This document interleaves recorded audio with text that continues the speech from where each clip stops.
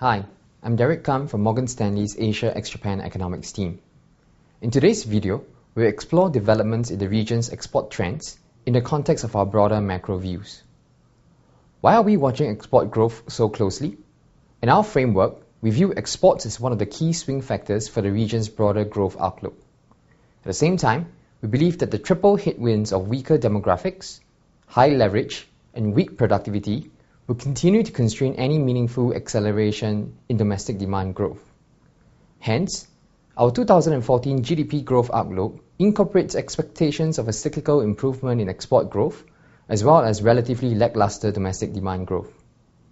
However, recent data releases for the region show that GDP growth decelerated in first quarter of 2014, and that weaker export growth was in part responsible for the slowdown, raising concerns over the region's growth outlook. To be sure, the overall export growth trend has been pretty subdued since the global financial crisis. However, 1Q14 export growth was particularly weak, down 1.8% year-on-year, as compared with a 6.1% rise in 4Q13 and a 4.1% gain in 3Q13. The recent weakness has been predominantly driven by weaker export growth to the US and slower intra-regional trade. Indeed, 1Q14 export growth to the US averaged only 2.1% year-on-year, and intra-regional trade shrank by 4.3%. This weakness was exacerbated by weather-related issues in the US, as well as slower growth in China caused by tightening financial conditions.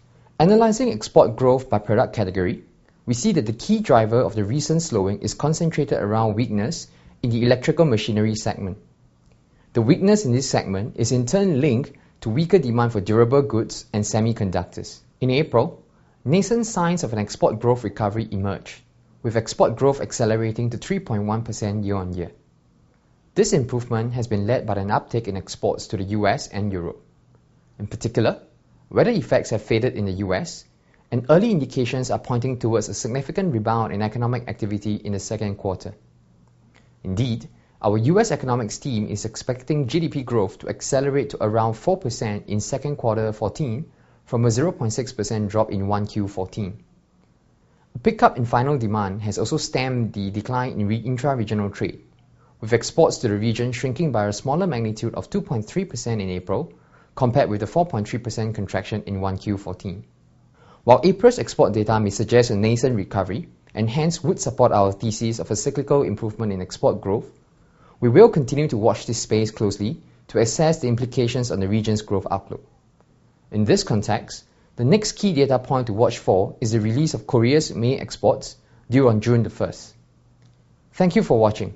If you have any questions, please do get in touch.